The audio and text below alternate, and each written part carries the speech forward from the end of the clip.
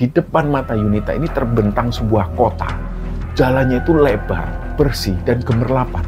Gedung-gedung di sana itu menjulang tinggi, dinding-dindingnya itu berkilauan kayak terbuat dari emas. Hasyim ini langsung merinding ketika mendengar cerita Yunita. Karena Hasyim sendiri juga sudah sering mendengar cerita tentang Wentira. Nah, istri Hasyim waktu itu sempat ngomong ke Hasyim, "Bang, ini jangan-jangan Nita dipanggil ke sana, Bang." Waktu itu istri Hasyim ini juga panik banget. Mereka takut kehilangan keponakannya.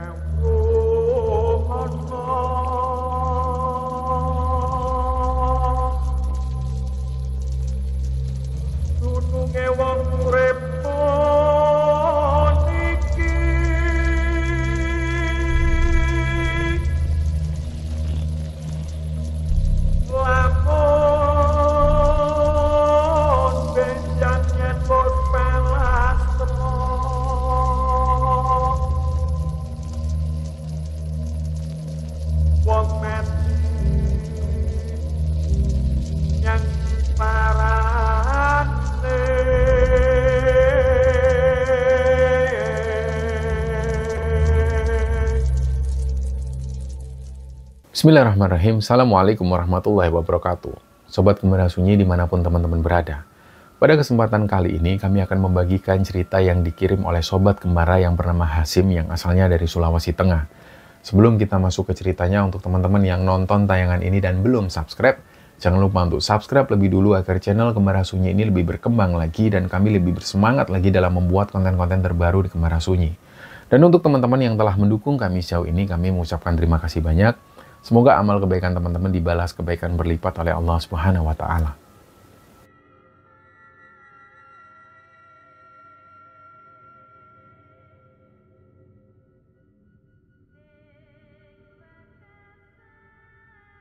Bagi masyarakat di Sulawesi Tengah, terutama yang sering melintasi jalur Trans Sulawesi antara Palu sampai Parigi Mutong, nama Wentira ini bukanlah sesuatu yang asik, teman-teman. Konon di balik hutan yang membentang di jalur itu, berdiri sebuah kota gaib. Nah, kota ini katanya itu jauh lebih megah dari kota manusia manapun. Bangunannya juga serba emas, jalanannya lebar, udaranya juga bersih, penduduknya juga rapi-rapi dan ganteng-ganteng dan juga cantik-cantik semua. Orang-orang di sana itu menyebutnya Ngapa Wentira. Nah, kata Wentira sendiri dalam bahasa Kaili ini punya arti air merah. Sebagian orang percaya maksudnya adalah air yang mengalir di wilayah itu dulunya pernah berwarna merah, tanda bahwa ada kehidupan lain yang tak kasat mata di sana. Tapi sebagian orang lain ini bilang maknanya itu bahkan lebih dalam lagi, bahwa ada sebuah kota yang tidak terlihat oleh mata biasa, dan kota ini cuma terbuka untuk mereka yang memang dipanggil masuk ke sana. Nah, di jalur itu sekarang ada sebuah tugu yang warnanya kuning. Orang luar menyebutnya Tugu Wentira. Letaknya ini di daerah kebun kopi di antara Palu dan juga Parigi. Tugu itu sederhana, cuma berbentuk monumen segitiga dengan cat berwarna kuning. Tapi bagi masyarakat sekitar, tugu itu bukan sembarang penanda jalan. Tugu ini dipercaya sebagai gerbang menuju ke kota gaib Wentira. Nah, cerita-cerita yang berkembang ini membuat siapapun yang melewati daerah itu, mereka nggak mau main-main. Jadi sopir-sopir bus, sopir truk, ataupun sopir mobil pribadi biasanya kalau sudah sampai di depan tugu, mereka secara otomatis itu menyembunyikan klakson. Ada yang bilang itu sebagai tanda minta izin, atau sebagai tanda mengucap salam, atau ada juga yang bilang ini adalah cara untuk menolak godaan dari penghuni gaib di sana. Karena mitosnya banyak orang yang hilang di sekitar wilayah itu. Ada seorang sopir ini yang pernah cerita, katanya dia pernah melihat gedung-gedung bercahaya di balik pepohonan sana. Padahal orang lain yang ada di mobilnya, mereka nggak melihat apapun. Dan ada juga kisah yang seorang pedagang pernah masuk ke dalam kota yang benar-benar megah. Dan ketika dia pulang, dia membawa bongkahan emas. Nah, ternyata sampai di rumah, emas itu berubah jadi kunyit. Dan cerita-cerita semacam itu sudah jadi bagian dari obrolan sehari-hari masyarakat di sana. Bahkan di channel-channel YouTube juga sering dibahas soal ini. Tapi anehnya, meskipun cerita mistisnya ini begitu banyak, orang-orang yang ada di sana ketika melewati jalur ini ya mereka bersikap biasa saja. Karena mungkin mereka sudah biasa. Mereka mikirnya selama mereka nggak macam-macam, mereka nggak melanggar pantangan, ya semua akan baik-baik saja. Dan begitulah keyakinan mereka. Nah, nggak jauh dari daerah itu ada seorang pria bernama Hashim. Jadi Mas Hashim inilah yang membagikan ceritanya di Kembara Sunyi. Usia Mas Hashim ini sudah masuk kepala 4 dan hampir 50 tahun. Mas Hashim ini bukan berasal dari Palu, melainkan dari kabupaten lain di Sulawesi. Tapi karena waktu itu beliau menikah dengan perempuan asal Parigi sana, beliau akhirnya menetap di daerah itu. Nah, kemudian Hashim ini membuka usaha kecil bersama istrinya, yaitu sebuah toko perlengkapan bangunan di pinggir jalan Trans Sulawesi, yang lokasinya nggak terlalu jauh dari Tugu Kuning yang dikenal masyarakat sebagai Gerbang Wentira. Jadi Hashim ini teman-teman, dia punya seorang keponakan perempuan namanya Yunita. Yunita waktu itu baru lulus SMA. Karena di masa itu dia bingung Yunita ini dia mau kerja apa. Akhirnya ibunya Yunita, yang tidak lain adalah kakak kandungnya Hashim, akhirnya menitipkan Yunita untuk kerja di tokonya Hashim. Ya harapannya supaya anak itu bisa belajar mandiri dan supaya dekat dengan keluarga yang lain. Jadi sejak dari muda, Hashim ini sudah sering dengar tentang kisah Wentira. Dan banyak orang percaya kalau sampai dipanggil dalam mimpi, artinya dipanggil itu dalam tanda kutip, berarti orang itu sedang ditandai. Bisa jadi mereka akan dibawa masuk atau seenggaknya mereka ini akan diganggu terus sampai hidupnya nggak tenang. Nah, Yunita ini kayak seperti yang digambarkan oleh Hashim. Kalau dilihat sekilas, Yunita ini adalah gadis yang biasa saja. Rambutnya lurus sebahu, kulitnya sawo matang, dan penampilannya pun juga sederhana. Yunita ini kata Hashim, dia gampang akrab sama siapapun. Kalau di rumah dia ini suka bantu ibunya masak. Dan kalau di sekolah, dia juga gampang nyambung ngobrol sama teman-temannya yang lain, meskipun itu laki-laki maupun perempuan. Pokoknya kalau orang ini pertama kali ketemu Yunita, kesannya anak ini ramah, dia ceria dan orangnya nggak neko-neko. Tapi di balik itu semua, Yunita ini sebenarnya punya sisi lain yang nggak banyak orang tahu. Jadi dari kecil, dia sudah sering banget cerita hal-hal yang membuat ibunya selalu bingung. Jadi waktu masih usia TK, Yunita itu suka sekali dia pulang ke rumah dengan wajah yang selalu gembira. Terus dia cerita kalau dia barusan main sama temennya katanya. Nah disitulah ibunya ini heran. Karena di sekitar rumah itu sebenarnya nggak banyak anak kecil yang seusia Yunita. Tapi karena anaknya ini cerita dengan semangat si Yunita ini, ibunya berpikir mungkin Yunita ini main sama anak tetangga yang kebetulan lewat. Terus lama-lama ibunya mulai sadar bahwa ada yang janggal dari anak ini. Karena setiap kali ditanya, siapa nama temanmu itu? Yunita selalu menjawab nama-nama yang asing di telinga mereka. Yunita waktu itu pernah menyebut bahwa nama temannya ini adalah Jos. Nah, di situ ibunya sempat mikir kalau Yunita mungkin kebanyakan nonton film barat atau mendengar nama itu entah dari mana. Tapi semakin hari, Yunita semakin sering menyebut nama Jos. Katanya Jos ini laki-laki muda yang baik hati. Rambutnya coklat, kulitnya agak putih, dan matanya besar. Pokoknya wajahnya itu bukan wajah orang kampung, bukan wajah orang pribumi. Yunita dengan polosnya ini cerita bahwa Jos suka menemani dia main lompat tali, main petak umpet, bahkan main masak-masakan. Awalnya keluarga nggak terlalu memperhatikan hal tersebut. Mereka pikir ya ini cuma teman hayalan anak kecil. Jadi mereka menganggap ini hal yang wajar. Karena banyak anak kecil yang suka bikin teman imajiner. Tapi perlahan, orang tua Yunita ini mulai merasa semakin merinding dan semakin bertanya-tanya, siapa si Jos ini? Karena ada beberapa kali, mereka itu sering melihat Yunita itu ketawa-ketawa sendiri di halaman rumah. Atau kayak dia ini lagi ngobrol sama orang, tapi orangnya nggak kelihatan. Nah, ketika ditanya, dia selalu menjawab, ini aku lagi ngobrol sama Jos, Ma. Sampai di satu titik, keluarga mulai serius untuk mencari tahu. Dan mereka kemudian tanya ke orang-orang tua yang sudah lama tinggal di kampung itu. Istilahnya mereka ini orang ngerti. Dari situlah kemudian muncul cerita lama yang sebenarnya sudah jarang sekali dibicarakan.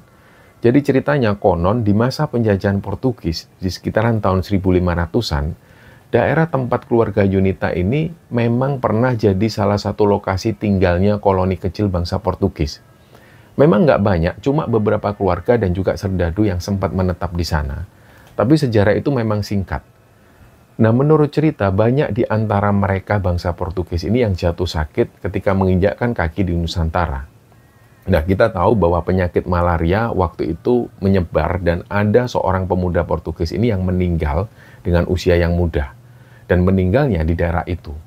Memang nggak ada catatan yang jelas siapa namanya, tapi orang-orang ini percaya setelah pemuda ini meninggal, sering terjadi banyak kejadian yang aneh. Ada yang mendengar suara langkah kaki di malam hari, ada yang melihat bayangan orang bule lewat di kebun, bahkan ada yang bilang pernah melihat sosok pemuda kulit putih dengan pakaian ala Eropa, dia berdiri di pinggir sungai. Dan seiring berjalannya waktu, orang-orang kemudian melupakan kisah itu. Dan koloni Portugis akhirnya pindah ke wilayah yang lain, dan sejarah kecil itu nggak pernah dibahas lagi. Tapi ketika Yunita, waktu kecil, dia bilang bahwa dia punya teman main yang bernama Jos, dan wajah yang digambarkan Yunita itu begitu mirip dengan ciri-ciri pemuda Portugis ini. Jadi orang-orang tua, orang-orang yang ngerti, mereka masih ingat kembali dengan cerita lama itu dan akhirnya mereka langsung menghubungkan hal tersebut. Mereka yakin bahwa teman gaib Yunita ini bukan sekedar khayalan. Bisa jadi sosok yang disebut Yunita ini adalah sosok dari pemuda Portugis yang dulu pernah meninggal di sana. Dan yang membuat makin aneh, Yunita ini sama sekali nggak pernah merasa takut. Justru dia bilang bahwa Jos itu orangnya baik, nggak pernah marah, dan selalu ngajak main Yunita, dan dia ini selalu tersenyum. Bagi Yunita yang waktu itu dia masih kecil, Jos ini adalah teman terbaiknya. Tapi hal itu cuma terjadi di masa kecil Yunita. Begitu dia masuk SMP, sosok Jos ini tiba-tiba menghilang. Yunita nggak pernah lagi cerita tentang teman gaibnya itu. Ya, dia bergaul normal dengan teman-teman sekolahnya. Dia ikut kegiatan remaja masjid, main voli, dan hidup seperti remaja pada umumnya. Sampai masa SMA pun dia benar-benar terlihat seperti anak biasa. Orang tua Yunita akhirnya lega dengan hal itu dan mereka berpikir bahwa mungkin masa kecil Yunita yang aneh ini sudah berlalu. Dan mungkin memang ini cuma imajinasi anak-anak waktu itu. Tapi ternyata mereka salah. Di sisi lain, Yunita yang memang peka terhadap hal-hal mistis, ini ternyata masih terus kebawa sampai dia dewasa. Singkatnya, ketika Yunita ini menuju ke rumah Hashim, hari itu ketika Yunita pertama kali tiba di rumah Hashim, dia ini berangkat dari kampungnya itu naik mobil travel. Nah, perjalanan waktu itu memang lumayan jauh, hampir 5 jam. Sepanjang jalan, Yunita itu lebih banyak diam. Mungkin karena dia capek selama perjalanan, dan di situ sopir travel ini ya cuma sesekali ngajak ngobrol dia. Begitu sampai di depan rumah Hashim, mobil travel itu berhenti.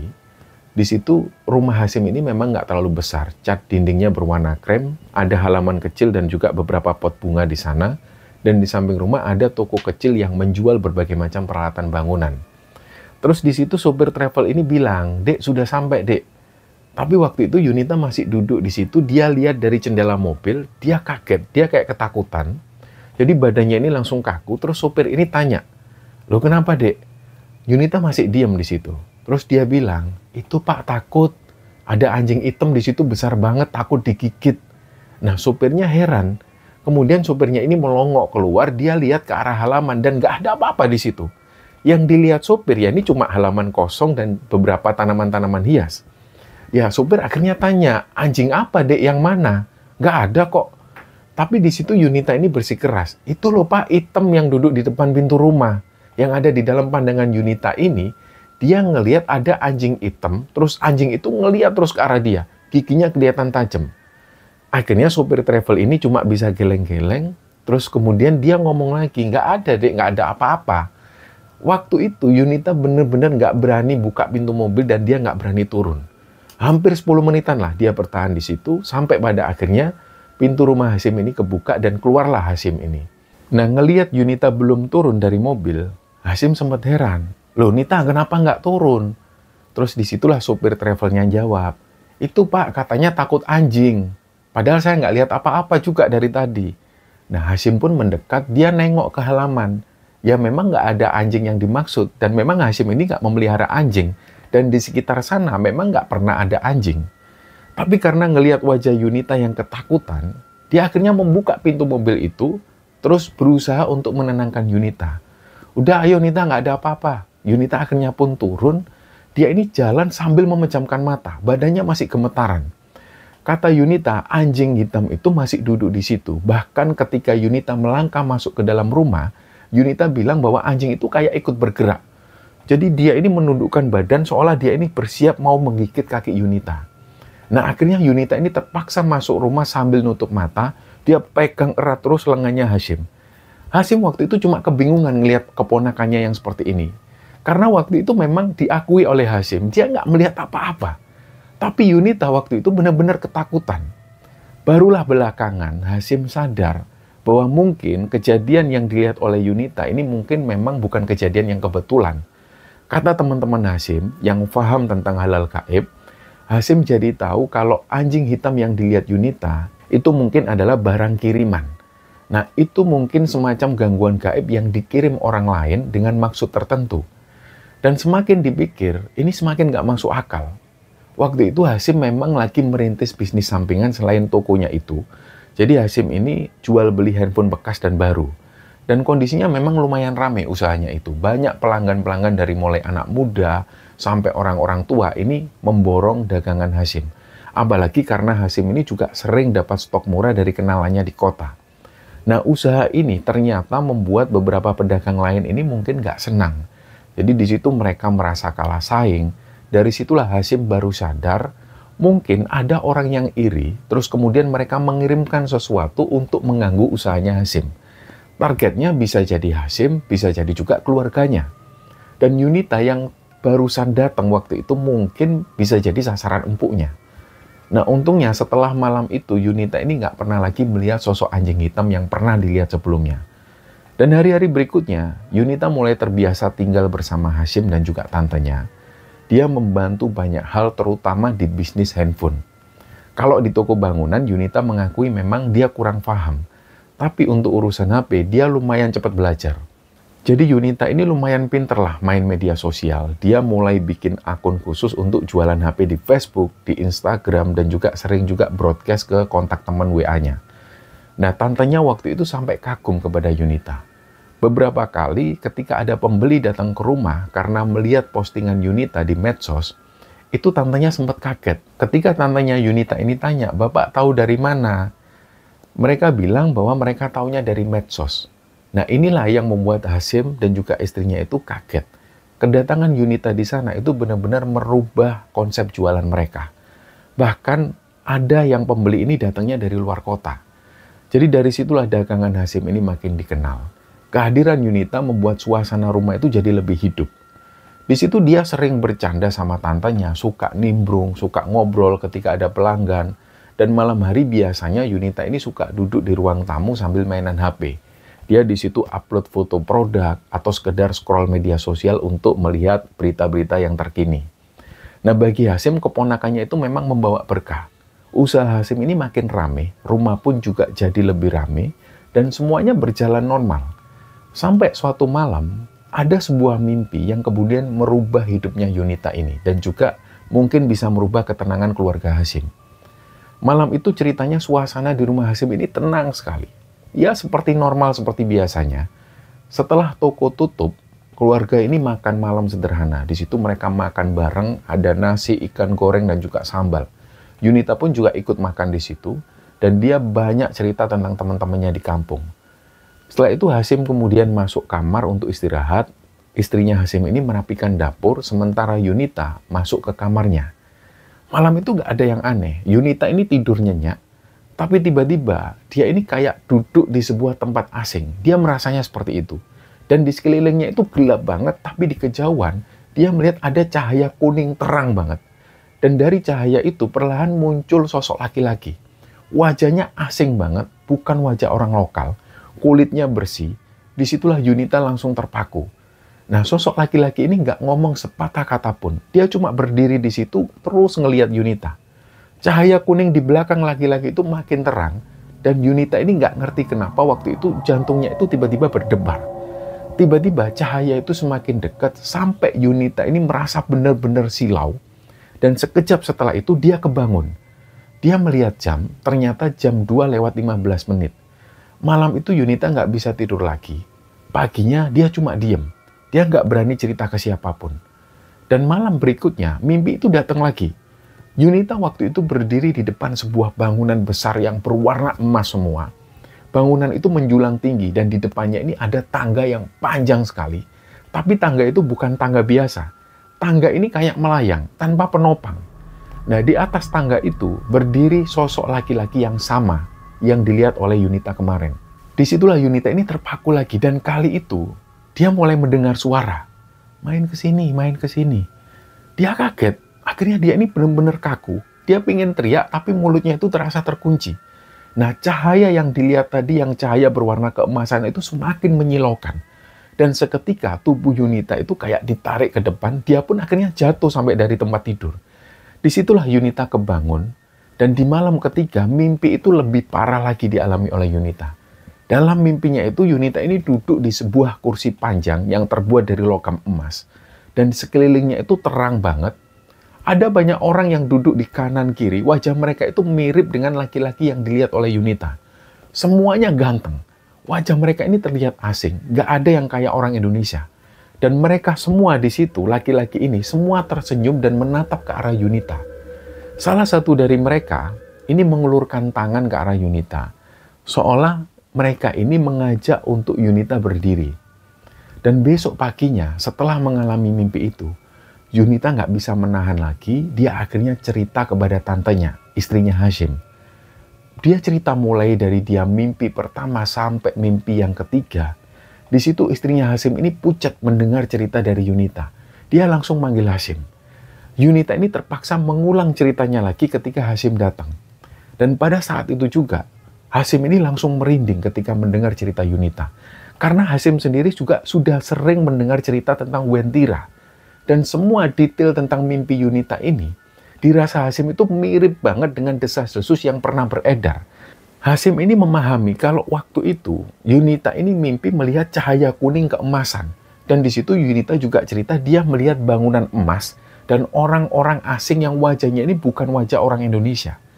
Nah, istri Hasyim waktu itu sempat ngomong ke Hasyim, "Bang, ini jangan-jangan Nita dipanggil ke sana, Bang." Waktu itu istri Hasyim ini juga panik banget. Hasyim nggak bisa menjawab waktu itu, dalam hatinya ini dia tahu. Bisa jadi hal itu benar. Dan malamnya, setelah Yunita tidur, Hasyim dan istrinya ini kemudian diskusi panjang di ruang tamu. Mereka jujur waktu itu panik. Mereka takut kehilangan keponakannya. Tapi di satu sisi lain, mereka nggak mau cerita ke orang tuanya Yunita. Apalagi Yunita ini juga baru belum 1 bulan tinggal di situ. Khawatirnya orang tua Yunita mikir yang aneh-aneh ke Hasyim dan istrinya. Akhirnya di situ Hasyim memutuskan untuk menghubungi gurunya di Makassar. Gurunya Hasyim ini adalah seorang ustadz yang sudah lama jadi tempat bertanyanya soal agama dan juga tentang hal-hal mistis. Tapi yang membuat keadaan semakin menyeramkan adalah setiap kali Hasyim waktu itu menelpon gurunya, kayak seolah ada orang lain yang ikut ngobrol di belakang sang ustadz.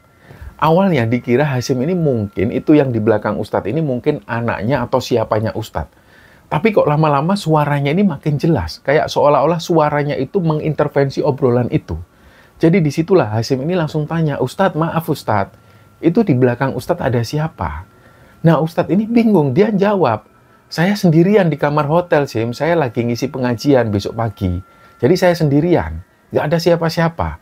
Nah, Hasyim pun ini nggak mau membahas itu dengan sang Ustadz, tapi memang benar Hasyim mendengar ketika Hasyim ngobrol dengan sang Ustadz, kayak seolah-olah di belakang Ustadz ini ada orang ngobrol yang seolah-olah mengintervensi obrolan mereka.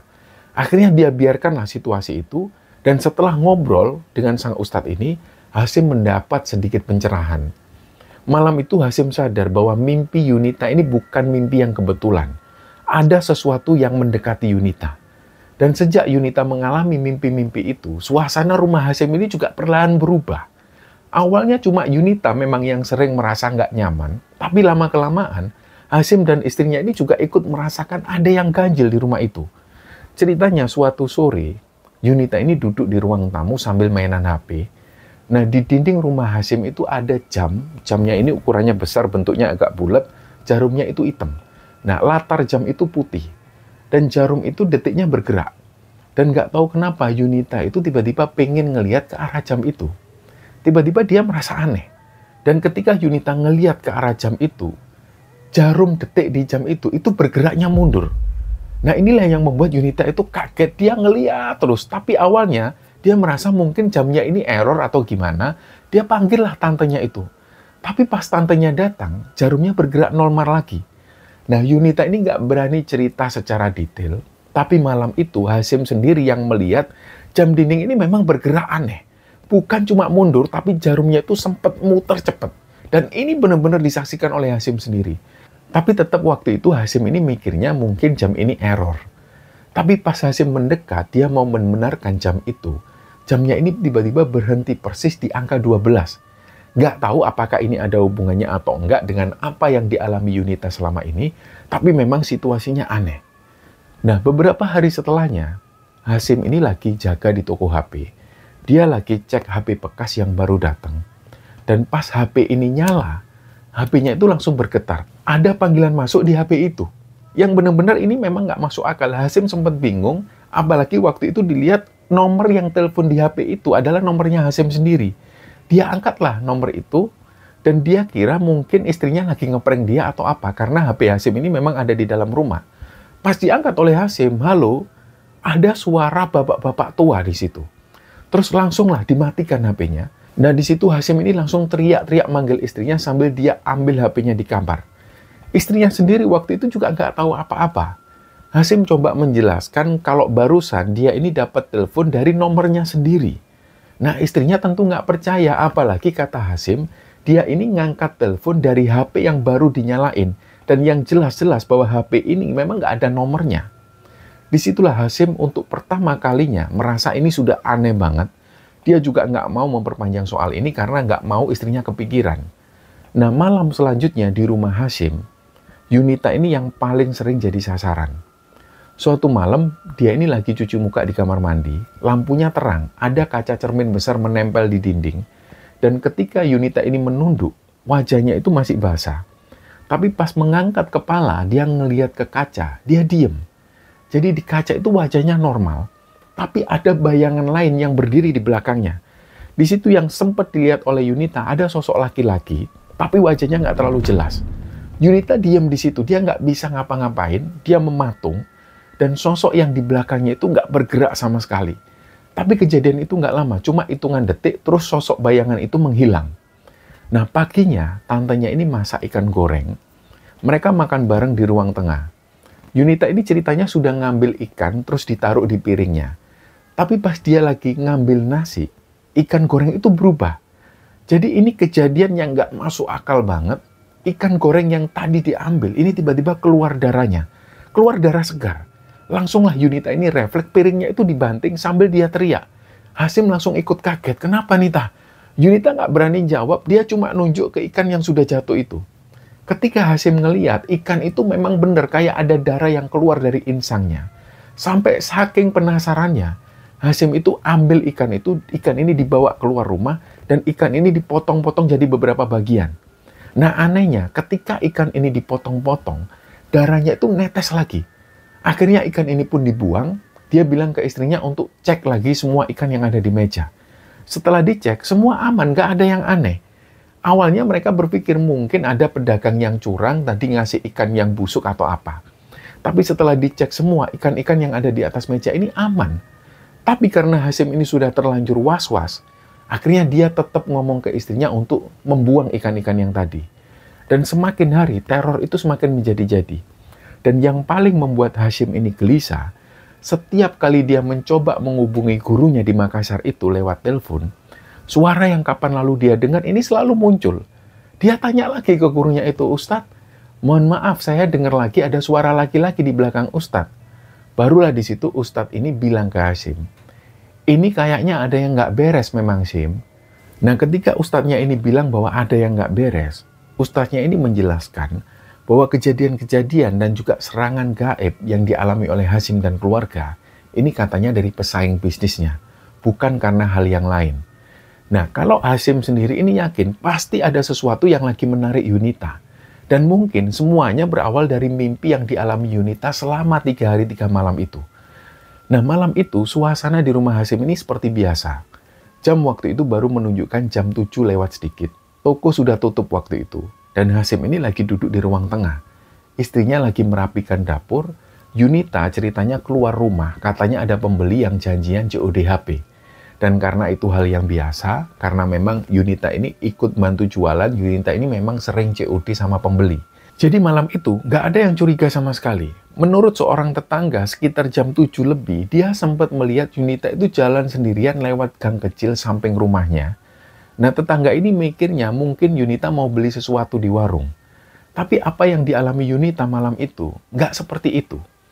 Awalnya semuanya normal. Jadi Yunita ini kemudian cerita, Yunita ini jalan menuju ke titik pertemuan yang disepakati dengan pembeli. Katanya pembeli itu mau ambil 10 unit HP sekaligus. Memang ini jumlah yang lumayan besar. Yunita merasa senang sekaligus dia tetap waspada. Jadi HP-HP ini dimasukkan ke dalam tas, dia cangklonglah di pundaknya. Tapi karena lokasinya ini dekat rumah, dia nggak terlalu takut. Beberapa langkah kemudian, langsung kayak ada sesuatu yang aneh yang dirasakan oleh Yunita. Jalan yang tadinya ini diterangi dengan lampu-lampu rumah warga, itu tiba-tiba agak meredup. Dan suara jangkrik, suara TV dari rumah tetangga, bahkan suara motor yang waktu itu masih didengar oleh Yunita, ini tiba-tiba hilang semua, nggak didengar lagi. Langsung suasananya itu jadi sunyi. Yunita merasa kepalanya ini langsung berat dan kayak dia ini lagi mimpi. Tapi hati Yunita ini yakin, ini nyata. Nah, tiba-tiba di situasi itulah, di depan mata Yunita ini terbentang sebuah kota. Jalannya itu lebar, bersih, dan gemerlapan. Gedung-gedung di sana itu menjulang tinggi, dinding-dindingnya itu berkilauan, kayak terbuat dari emas. Tapi yang aneh, nggak ada satupun manusia di sana. Jadi suasananya itu benar-benar sunyi. Akhirnya disitulah Yunita ini melangkah pelan, dia berjalan, nggak tahu berapa lama dia jalan, menurutnya sekitar nggak sampai 10 menit. Tapi anehnya, nggak ada satupun tanda kehidupan di sana. Nggak ada suara kendaraan, nggak ada hembusan angin, bahkan nggak ada bintang malam. Nah, di tengah kota yang sepi itu, Yunita akhirnya ngelihat ada seseorang di situ. Dia sendirian. Dia ini perempuan parubaya, tapi wajahnya masih terlihat cantik, kulitnya terang, matanya juga bulat. Wajahnya ini bukan wajah orang lokal. Pakaiannya juga aneh. Pokoknya pakaiannya itu serba mewah, penuh perhiasan emas. Nah, di tangan perempuan ini, dia ini bawa payung. Payung itu juga dihiasi dengan ukiran emas, berkilauan lah pokoknya. Nah, perempuan ini menatap Yunita dengan pandangan mata yang kaget. Terus akhirnya si perempuan ini tanya, loh, kamu kok bisa sampai sini? Rumahmu di mana? Yunita menjawab dengan gugup. Dia menyebutkan alamat rumahnya Hasyim. Nah, wajah perempuan itu langsung berubah jadi panik. Dia kemudian menatap sekitar, terus mendekat ke arah Yunita. Kamu ini tersesat loh, kamu nggak boleh ada di sini. Nah, suara dari perempuan ini itu terdengar cemas. Seolah-olah dia ingin menyampaikan bahwa Yunita ini benar-benar berada di tempat yang salah. Nah, perempuan itu akhirnya menggandeng tangan Yunita.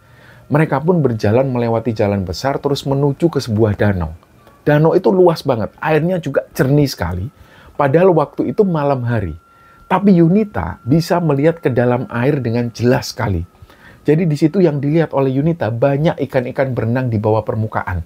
Bentuknya itu mirip ikan arwana, tapi ukurannya besar-besar dan tubuh dari ikan-ikan ini berwarna emas berkilauan. Cahaya dari sisi-sisi ikan itu membuat air danau itu kayak berpendar. Cantik banget. Terus perempuan ini ngomong ke Yunita, kamu harus pulang loh, nggak boleh ada di sini.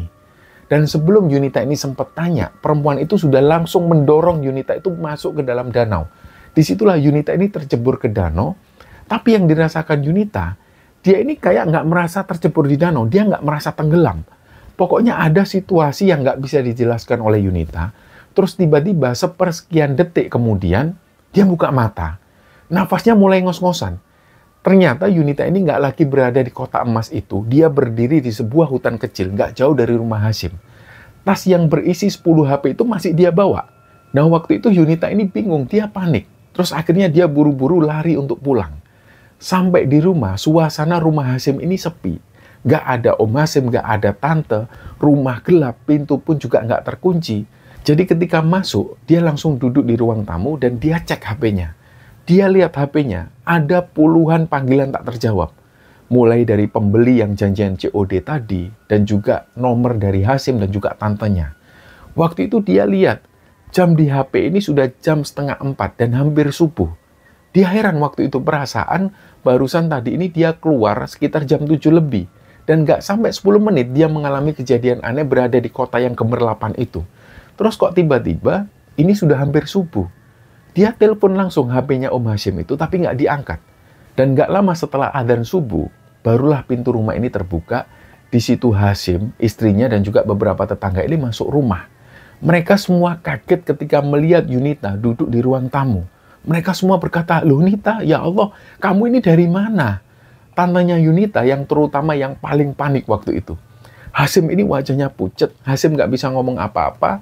Ternyata semalaman mereka ini mencari Yunita kemana-mana. Warga bahkan juga sudah membantu. Bahkan Hashim ini sempat ke kantor polisi untuk melaporkan hal tersebut. Tapi polisi meminta menunggu 2 kali 24 jam sebelum untuk bisa melakukan pencarian secara resmi. Nah, untungnya sebelum ini semua terjadi, Yunita sudah pulang. Dan dengan terbata-bata, Yunita kemudian menceritakan semua yang dialami. Tentang kota yang gemerlapan, tentang perempuan yang berpayung emas yang dilihat oleh Yunita, dan juga danau yang penuh dengan ikan arwana emas.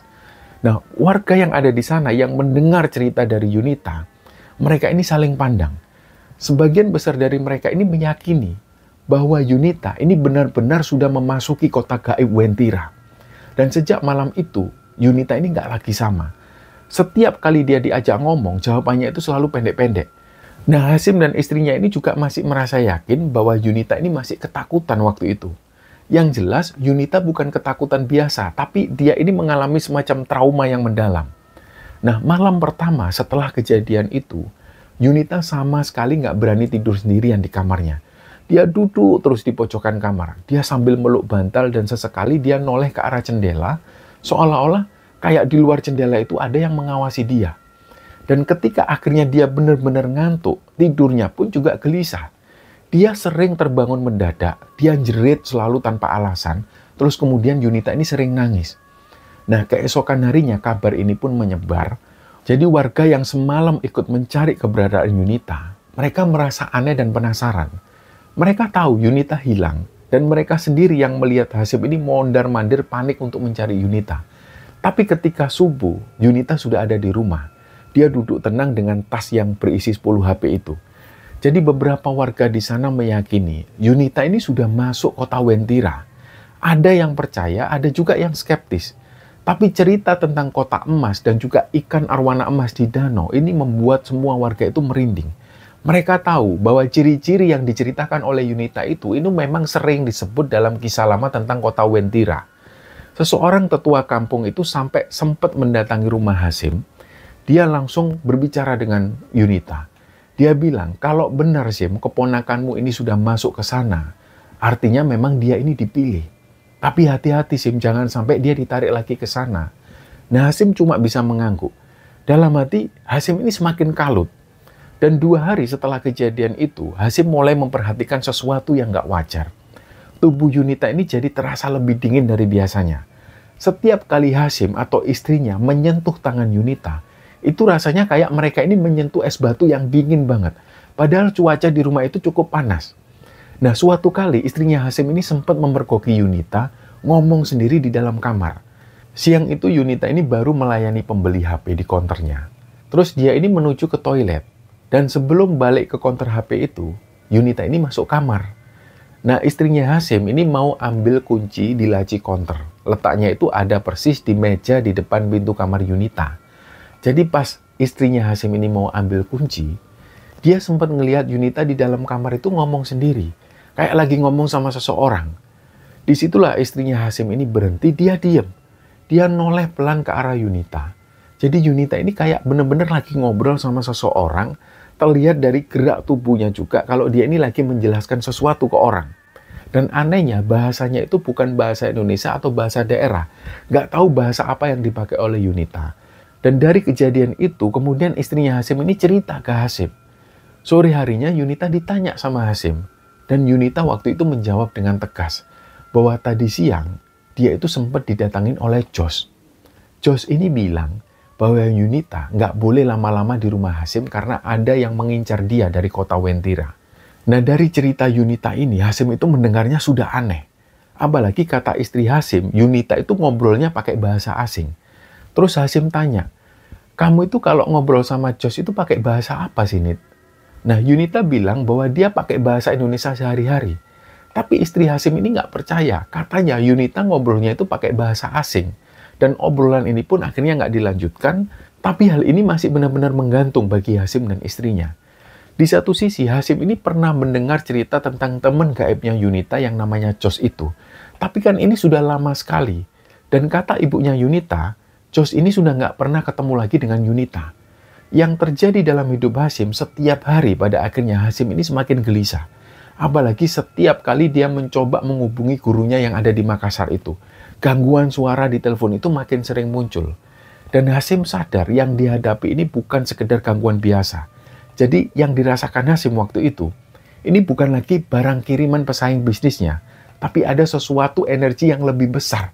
Dan energi ini tentu lebih tua, lebih besar dan terkait langsung dengan kota gaib Wentira. Suatu malam setelah cukup tenang, Yunita akhirnya mau cerita lagi.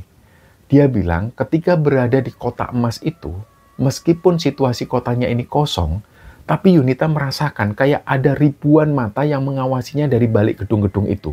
Jadi serasa kayak kota ini sebenarnya hidup, tapi penduduknya memilih untuk bersembunyi. Dan yang paling dia ingat adalah perempuan berpayung emas. Wajahnya cantik tapi tatapannya itu iba kepada Yunita. Seolah-olah dia ini tahu bahwa Yunita nggak seharusnya ada di sana. Yunita akhirnya bilang ke istrinya Hasim, jadi perempuan yang aku temui itu, aku rasa dia ini mau nolongin aku. Kalau bukan dia yang dorong aku ke danau, mungkin aku nggak bisa pulang. Sampai hari ini pun aku mungkin nggak bisa cerita seperti ini. Nah, mendengar itu Hasim makin yakin bahwa Yunita ini benar-benar sudah masuk ke kota gaib Wentira. Dan yang membuatnya ngeri, dia paham betul. Sekali saja orang sudah dipanggil ke kota itu, biasanya mereka nggak akan bisa benar-benar bebas. Nah, malam-malam setelah kejadian itu, rumah Hasim ini nggak benar-benar tenang. Jadi selalu banyak hal yang terjadi di sana. Yunita itu sering tiba-tiba nutup telinga sendiri. Terus kalau sudah begitu, dia ini teriak-teriak sendiri, dia teriak, diam, jangan berisik. Karena yang dirasakan Yunita, dia selalu mendengar banyak sekali orang-orang yang ngobrol di sana. Padahal di ruangan itu cuma ada Hasim dan istrinya, nggak ada orang lain di sana. Dan nggak ada yang berisik. Ketika ditanya, Yunita bilang dia selalu mendengar banyak suara di telinganya. Ada suara laki-laki, suara perempuan, suara anak-anak, semuanya itu bercampur. Seolah mereka ini lagi ngomong secara bersamaan, tapi Yunita nggak bisa memahami satu kata pun dengan jelas. Nah, pernah suatu malam, Yunita ini berdiri di depan jendela. Tangannya itu tiba-tiba terangkat, seolah lagi menyambut sesuatu. Hasim yang khawatir, dia langsung mendekat. Terus dia menyentuh bahu Yunita. Dan di momen itu, tubuh Yunita itu benar-benar dingin. Dan sepersekian detik kemudian Yunita noleh ke arah Hasim. Dan yang dilihat Hasim ini, mata Yunita itu, mohon maaf, benar-benar kayak matanya orang buta. Hasim kaget, dia mau teriak manggil istrinya. Tapi beberapa detik kemudian, mata Yunita ini kembali normal. Anehnya waktu itu, Yunita ini nggak sadar apa yang baru dia alami. Karena keadaan waktu itu makin gawat, Hasim akhirnya memberanikan diri menelpon lagi gurunya yang ada di Makassar itu. Ketika telepon diangkat oleh gurunya, seperti biasa, ada gangguan lagi.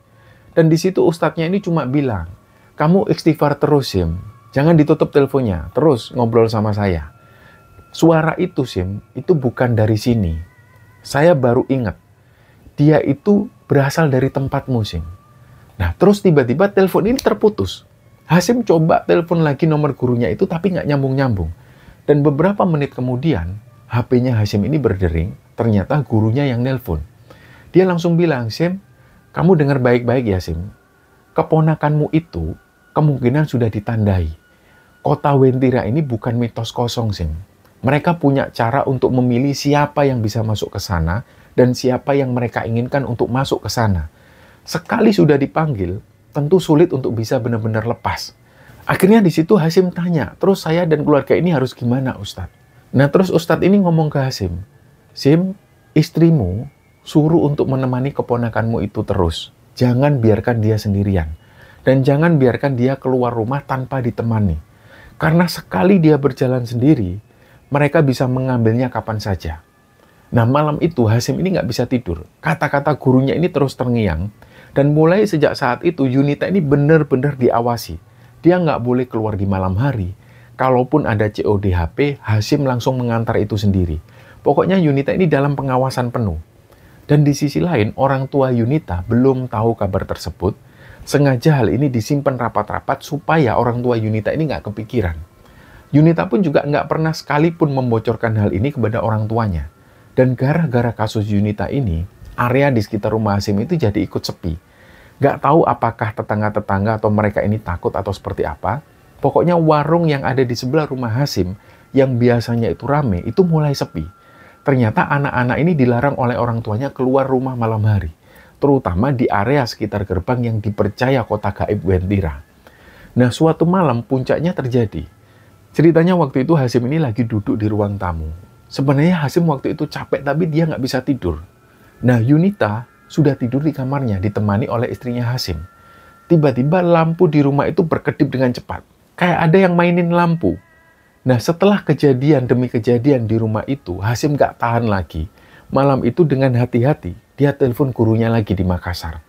Dia coba cara lain supaya nggak ada gangguan ketika telepon gurunya. Karena selama ini ketika dia telepon gurunya selalu ada gangguan, selalu ada suara di belakang ustadznya.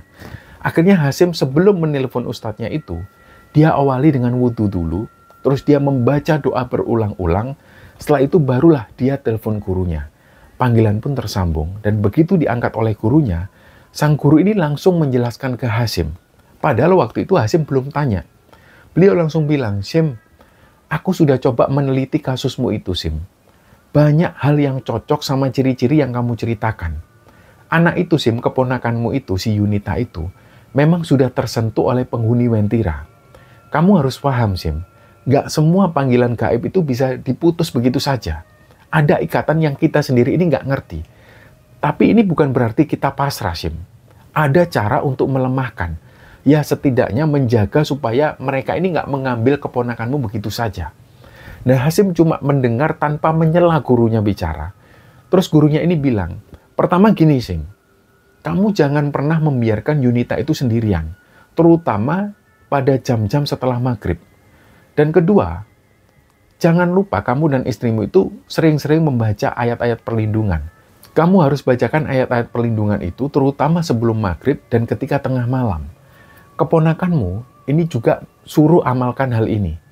Nah, ketiga, kalau seandainya dia kembali mendengar suara atau melihat sesuatu, jangan dilawan dengan amarah. Dengarkan saja, tapi jangan diikuti." Nah, intinya itulah yang diungkapkan oleh sang guru. Hasyim pun di situ agak lega. Malam itu juga dia utarakan saran gurunya itu ke istrinya. Dan nggak lama, istrinya Hasyim ini kemudian ngobrol di kamarnya Yunita. Dia bicarakan hal ini dengan Yunita. Dan kayaknya waktu itu Yunita bakal menjalankan saran dari ustadznya Hasyim. Jadi beberapa hari setelah diskusi itu, keadaan ini agak mereda. Tapi kondisi Yunita ini semakin lemah. Dia mulai jarang makan, dia sering melamun, dan kulitnya itu semakin pucat. Nah, ibunya Yunita yang ada di kampung, yang sejak awal ini sudah khawatir, beliau akhirnya nelpon Hasyim. Beliau ini bilang ke Hasyim, "Syim, aku ini kok mimpi yang aneh-aneh ya belakangan ini, Syim." Nah, di situ Hasyim sudah deg-degan mendengar kakaknya ngomong seperti itu. Akhirnya Hasyim tanya, "Mimpi apa, Kak?" "Aku itu selalu melihat Yunita di tempat yang gersang dan panas. Yunita itu selalu sendirian di tempat itu. Awalnya aku ini sering mengabaikan mimpi itu, tapi lama-lama aku jadi kepikiran sama anak itu, Syim. Aku sudah sering tanya sama Yunita, dia selalu bilang nggak ada apa-apa. Tapi perasaanku ini loh, Syim, masih nggak enak. Mungkin ini naluri seorang ibu. Ada apa ya, Syim? Kamu cerita, Syim, tolong, Syim." Hasyim pun terdiam. Hasyim ini mau menceritakan semua ke kakaknya itu. Dan pas Hasyim mau cerita semua, kakak perempuannya itu bilang, "Udahlah, Syim. Gini aja, biarlah Yunita pulang, biar aku tenang lagi. Kalau situasinya seperti ini terus, aku nggak bisa tenang, Syim. Kepikiran dia terus." Hasyim pun nggak bisa melanjutkan pembicaraan itu, bahkan Hasyim ini belum sempat cerita ke kakaknya, dan obrolan ini pun berakhir. Malam itu juga, Hasyim duduk di samping Yunita. Dia bilang, "Nita, ibumu ini barusan telepon. Kamu disuruh pulang, Nak." Nah, Yunita di situ cuma ngangguk, dia setuju, dia langsung setuju. Terus Hasyim menjelaskan lagi, "Jujur ya, Nita, Tante sama Om ini sudah berusaha. Tapi kami sendiri juga nggak mau kehilangan kamu. Di rumahmu sana mungkin kamu bisa lebih tenang. Nah akhirnya keesokan harinya Hasyim dan istrinya lah yang mengantar Yunita kembali pulang ke kampung halamannya. Hasyim karena masih khawatir kalau harus membiarkan Yunita naik travel sendirian, akhirnya Hasyim dan istrinya yang berinisiatif mengantar Yunita pulang ke kampung halamannya. Dalam perjalanan itu mereka nggak banyak ngobrol. Singkatnya, ketika sampai di rumah ibunya itu, Yunita dipeluk erat oleh ibunya. Sang ibu di situ menangis sejadi-jadinya, seolah beliau ini baru mendapatkan kembali anaknya yang hilang. Dan melihat pemandangan ini, Hasyim dan istrinya juga merasa aneh. Mereka kayak benar-benar baru memahami, mungkin inilah hati seorang ibu. Tanpa mereka cerita pun, tapi ibu itu merasakan betul apa yang dirasakan oleh anaknya. Dan meskipun dia belum tahu sedikit pun tentang kejadian yang sempat menimpa Yunita, tapi seolah kakaknya Hasyim ini tahu apa yang sudah terjadi dengan anaknya. Dan setelah semalam Hasyim dan istrinya menginap di rumah kakaknya itu, keesokan harinya mereka pulang ke rumah. Dan nggak tahu kenapa ketika mereka menginjakkan kaki pertama kali di rumah, seolah-olah langsung ada perasaan yang lega. Entah waktu itu ini cuma sugesti atau apa, setelah Yunita pulang kembali ke rumah, situasi rumah Hasyim ini pun juga jadi lebih tenang. Dan hari-hari berikutnya, gurunya Hasyim yang di Makassar itu telepon, "Sim, insya Allah semuanya sudah terkendali, Sim." Nah, Hasyim penasaran, dia tanya, "Loh, kok Ustadz ngomong gitu, Ustadz?" Barulah Ustadznya ini cerita. Jadi beliau ini, Ustadznya Hasyim ini, mengalami mimpi. Dalam mimpinya itu dia berada di padang gurun, tapi padang gurunnya itu teduh, karena banyak sekali pohon kurma di situ. Dan dia baru tahu ternyata dia berada di kebun kurma. Nah di situ dia melihat ada seorang perempuan bersama ibunya yang lagi panen kurma. Terus Ustadznya Hasyim ini dipanggil dan diberi segenggam kurma oleh mereka.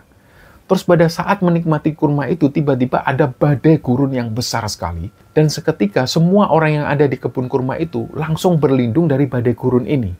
Dan beberapa menit kemudian badai pun mereda. Kebun kurma ini berantakan semua. Orang-orang yang ada di sana, termasuk Ustadznya Hasyim ini juga kondisinya parah.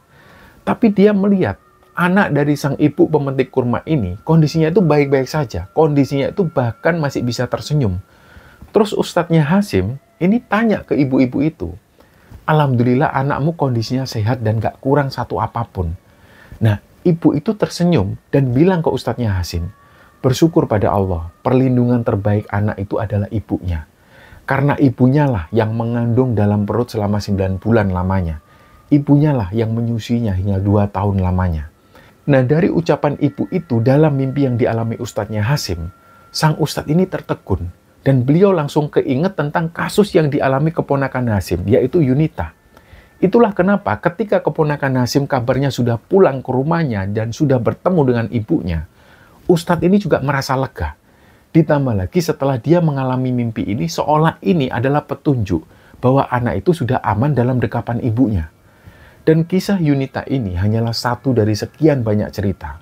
Bedanya adalah Yunita masih bisa kembali ke rumah dan berkumpul bersama keluarga. Dan nggak semua orang yang hilang di Wentira mendapat kesempatan yang sama dengan Yunita. Dan sampai hari ini, setiap kali Hasyim melewati Tugu Kuning di kebun kopi itu, dia selalu merinding. Dia selalu membunyikan klakson 3 kali, dia selalu berdoa dalam hati, terus dia langsung menatap lurus jalan ke depan. Karena dia tahu di balik pepohonan itu ada sebuah kota sunyi yang keberlapan emas dan ada penghuninya, yang penghuninya adalah bangsa jin. Dan semoga kisah ini bisa kita ambil hikmah dan pelajaran di dalamnya. Mohon maaf jika ada salah-salah kata. Wassalamualaikum warahmatullahi wabarakatuh.